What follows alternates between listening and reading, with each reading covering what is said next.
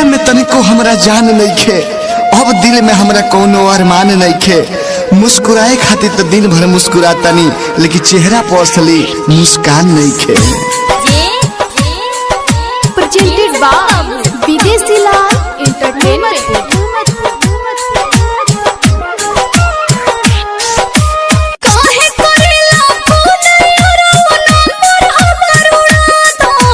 अरे हर जाई, तू वादा कइले रहलू कि ससुरा में जाएब तो वही तरह के बुलाएब और फोन से बतियाएब। सब भुला गइलू, सब भुला गइलू।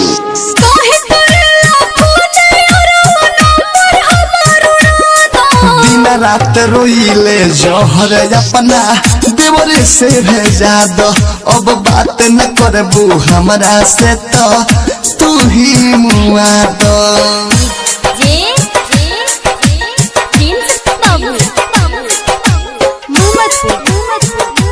प्रेजेंटेड बाय विदेशी लाल एंटरटेनमेंट रिकॉर्डिंग स्टूडियो जादवपुर। जान जाई मोर भतर जानू मार के हमके मुआ दे हो।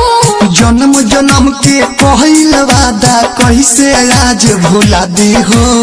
क्रिया खा के कहो तानी फोन करबो तो मर जाइबो।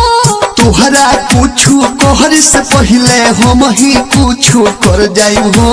हो गई शादी सुना यारो हमरा के तू भुला दो। अरे कैसे भुला जाई हम तहरा के। अरे तोरा के हम जन्म जन्म तक प्यार करे के वादा कइले बनी, तारा संगे जिए मरे के वादा कइले बनी। वो हम कैसे भूल जाई, कैसे भूल जाई।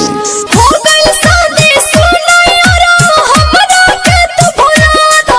दिन रात रोइले जहर अपना देवरे से भेजा दो। अब बात न करबू हमरा से तो तू ही मुआ दो।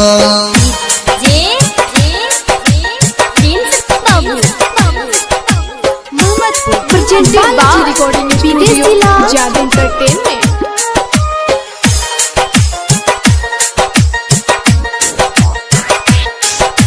कसहो पियवा के समझा के घर बसवले पानी हो।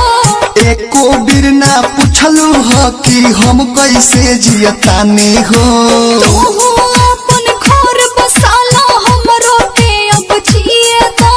दुर्गेश बेदर्दी से जहर भेजा दो, जहर अब तो पिए दो। याद विदेशी कसहो अपना दिलवा के समझा दो। याद विदेशी कसहो अपना दिल के तू समझा दो। दिन रात रोइले जहर अपना देवरे से भेजा दो। अब बात न करबू हमरा से तो तू ही मुआ दो। काहे करेला फोन यारो नंबर हमर उड़ा दो। काहे करेला फोन यारो नंबर हमर उड़ा दो। दिन रात रोइले जहर अपना देवरे से भेजा दो। अब बात न करबू हमरा से तो तू ही मुआ दो।